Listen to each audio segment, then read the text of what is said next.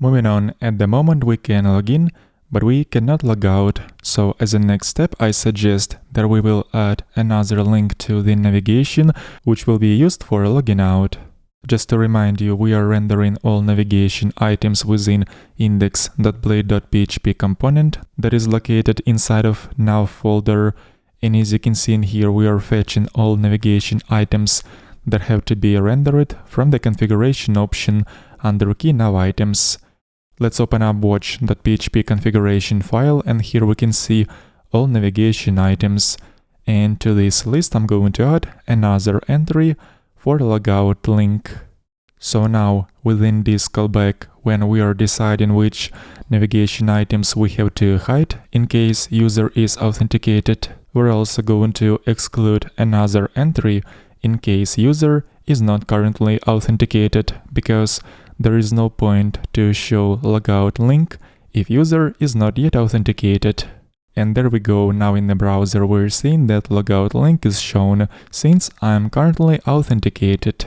But we are also seeing this link within footer navigation, which I prefer to hide it from here. So let's open up now.blade.php component inside of footer folder, and right here let's add another entry, logout, to this array of routes that have to be excluded from the footer navigation.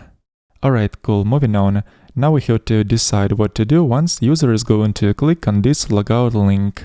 Laravel 45 already provides us with a route which we can use in order to handle this logout request. As you can see, this route is called logout and it handles post requests. And so I'm gonna open up component which is responsible for rendering navigation items in the header, and right here, when we are rendering logout link, I'm going to do a different thing. In this case, we're about to show form, which we're gonna send by using post request, and the route that we'll have to send this form to will be logout, and the URL of this route we can get by using a route helper passing name of the current route, like so. And since this is a post request, we also have to send CSRF token, so let's add CSRF directive in here in order to have CSRF field. And down here I'm gonna add submit button. When hovering over this link, the cursor should change on pointer and the label should say logout. Let's also make sure that the CSRF field has been added to this form. I'm gonna inspect this element, and right here we're seeing another hidden input used to send CSRF token. And if I'll try to click this logout link, right away I will be logged out. We're seeing that navigation items has changed, and if I'm going to access profile route directly, which is guarded, I'm gonna be redirected back to the login page. Alright, cool, let's log in again and see what is going to happen if I, while being logged in, is gonna try to navigate to the route that is intended for guest users, such as login route. In this case, I'm redirected to the main page, but we can tweak this behavior and specify which route we have to navigate to after trying to access guest route while being authenticated.